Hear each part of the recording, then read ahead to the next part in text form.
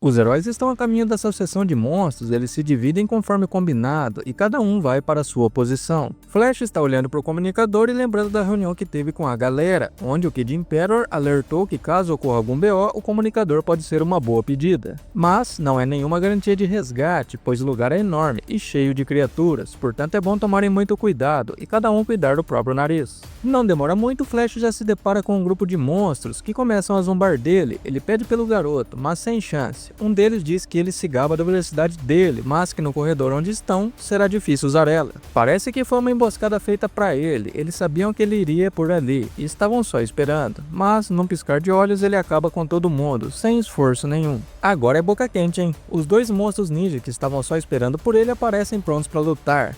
Esses estão em outro nível. Apesar de ser bem rápido, eles conseguem se defender e contra-atacar os golpes dele. A luta está acirrada e ambos parecem estar no mesmo nível, só que o problema é que é dois ninjas contra um. Se Flash bobear, provavelmente vai ter bastante problemas. Está bem complicado pro herói, não tem como ele sair dali com sua velocidade. Um dos monstros deixou um monte de fios esparramados no lugar, prontos para fatiar ele assim que ele passar correndo pelo lugar. Ele, que de bobo não tem nada, vem para cima deles, cortando as paredes e desfazendo as armadilhas. Então os monstros acabam arrastando ele para outro lugar. Eles levam ele pro lugar onde eles treinavam, lá ele se apresenta. E o de cabelo verde se chama Tempest Wind, já o Tocha Humana se chama Hellfire Flame. Sem pensar duas vezes, a galera parte pro pau. Apesar de ser 2 contra 1, Flash vai se virando bem.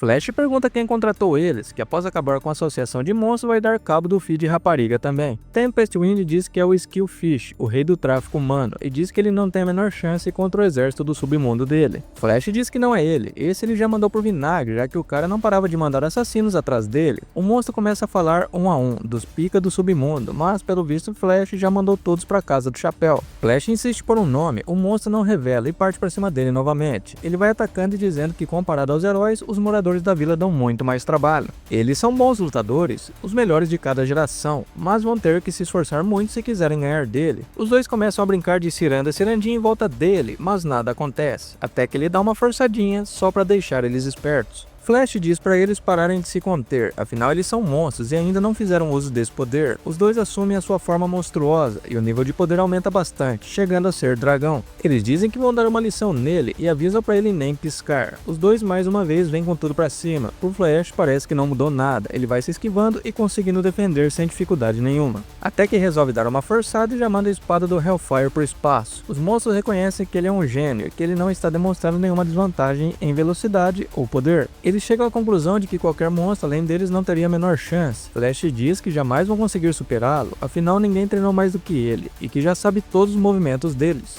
Até que os monstros desistem de lutar como ninja e avisam que vão dar fim nele como monstros. Agora eles estão confiantes, pelo visto eles são muito rápidos e juram que será o fim dele, da forma mais cruel e esmagadora possível. Agora a chapa esquentou, os dois possuem uma velocidade absurda, colocando o Flash em sérios apuros.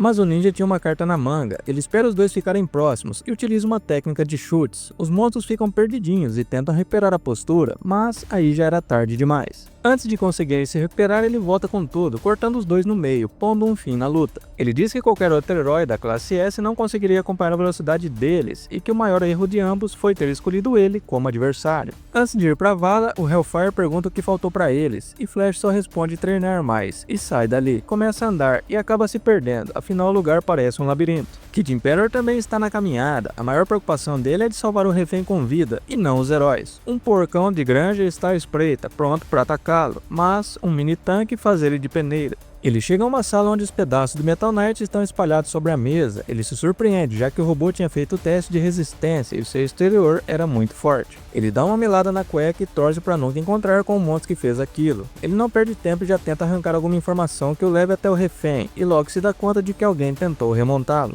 O garoto fica preocupado, afinal se os monstros tiverem algum especialista capaz de usar a tecnologia dos heróis contra eles, a coisa vai complicar muito. Ele consegue a localização do refém e vê que o caminho já estava até mapeado. Ele suspeita do Metal Knight por saber dessa informação o tempo todo e nunca ter cooperado. Ele sai da sala e imagina que precisa de açúcar para o seu cérebro funcionar direito. Em sua frente está um monstro que arrastou o Garou até ali. O tanque do garoto já foi pro saco. Kid pergunta se ele é um dos chefes. O monstro responde que é uma espécie de gerente intermediário. Ele começa a falar que mesmo ele sendo só um garoto, ele não sente pena nenhuma. Ele diz que a arrogância do menino será o fim dele, que após subir a classe S por sua inteligência, acabou ficando mimado. Esse monstro é um sonhador. Ele diz que a intenção dele é tomar o lugar do rei Orochi e que se chama Homem-Fênix. Cara, que ridículo. Ele diz que em um certo momento não conseguiu mais tirar a fantasia de pássaro e quando viu, já era um monstro. Mas, apesar da aparência, esse bicho esquisito é forte. O Inspetor Bugiganga Jr. não é flor que se cheira. Apesar da pouca idade, esse moleque tem umas paradas bem loucas. O monstro ataca ele com uma bicada, mas para em uma fina parede transparente. O garoto se cansou dele, já que não tem como ter uma conversa civilizada com ele, sem pensar duas vezes manda ele pro vinagre. Um bando de monstros estão protegendo o refém. De repente um sapinho aparece pulando e gruda na cara do moleque, que fica gritando desesperado. Então uma fumaça começa a subir, colocando todos os monstros para dormir. Kid Imperial já chegou pro resgate, mas sobrou uma geleia que não foi afetada pelo gás. O garoto tenta cortar, perfurar, fatiar, mas sem sucesso. A geleia parece impenetrável, até que ele enche o bicho de gasolina e bota fogo nele. Rapidamente eles saem da cela e o refém arrogante ainda reclama, perguntando por que eles demoraram tanto. Kid só dá uma fechada na cara e o feioso percebe. No caminho ele nota uma sombra no cruzamento, ele utiliza um tanque para checar o caminho, mas o bichinho acabou sendo desintegrado. Se trata do robô que esqueci o nome, esse vai dar trabalho, hein? Ele utiliza uma armadilha para criaturas mecânicas, o objetivo é prender ele e dar uma sobrecarga para danificar os sistemas dele, mas pelo visto não fez nem cócegas. Essa bolsa dele parece ser infinita, é coisa que não acaba mais. Ele solta 3 bolas que se transformam em cachorros. Os bichos se juntam e viram um robozão de 3 cabeças. Ele aproveita e dá uma forcinha, atirando o gosmo no robô, deixando ele imóvel. E o episódio termina com o Kid Imperial enfrentando o robozão. Na verdade, ele achou uma forma de dar no pé e saiu vazado, tentando sair dali. E mais uma vez a pergunta que não quer calar: cadê o Saitama? E aí, gostou do episódio? Comenta aí, já aproveita, siga o nosso canal e deixa aquele likezão maroto pra dar aquela fortalecida. Valeu!